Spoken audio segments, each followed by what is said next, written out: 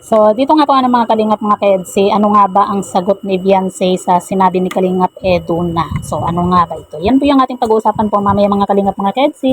Pero bago po natin ipagpatuloy ang video ito sa mga bago pa lang po sa ating munting channel, huwag po natin kalimutang suportahan ang ama ng Kalingap, Kuya Val Santos Matubang at Kalingap Rob. At paunawa, panoorin po muna ang full video bago mag-comment para malaman ang nilalaman nito. So, dito nga po mga kalingap mga ka-EDSI, ang dami nga pong natuwa nga po dito nga po sa sinabi po ni Kalingap Edu.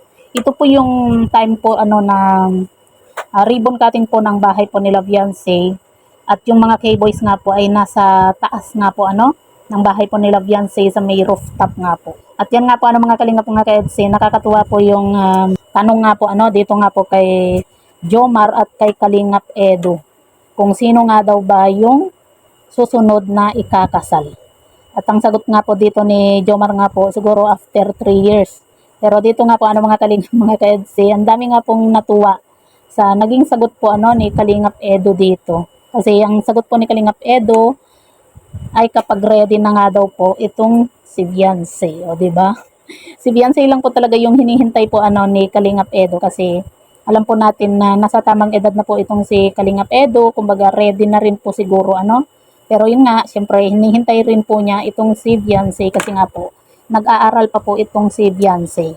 Kaya yan po yung aantayin po natin pag nag-18 na po itong si Beyonce, kung ano nga ba yung isasagot po niya sa sinabi po ni Kalingap Edu. Total, ilang buwan na lang naman po mga kalingap, 18 na po itong si Beyonce, nasa tamang edad na po. Gaya nga po ng sinasabi po ni Kalingap Edu dito kay Beyonce na kaya naman na po niya.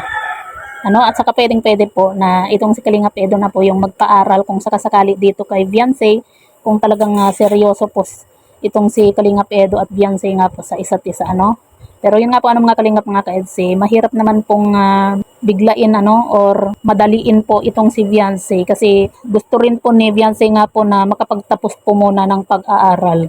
Kasi yan po yung isa po sa priority po niya, yung makapagtapos nga po kasi ayaw nga po niyang umasa dito kay Kalingap Ed. At saka maganda rin naman po yun mga kalingap na makapagtapos din po muna itong si Beyonce nga po sa pag-aaral, kasi maganda rin po yan.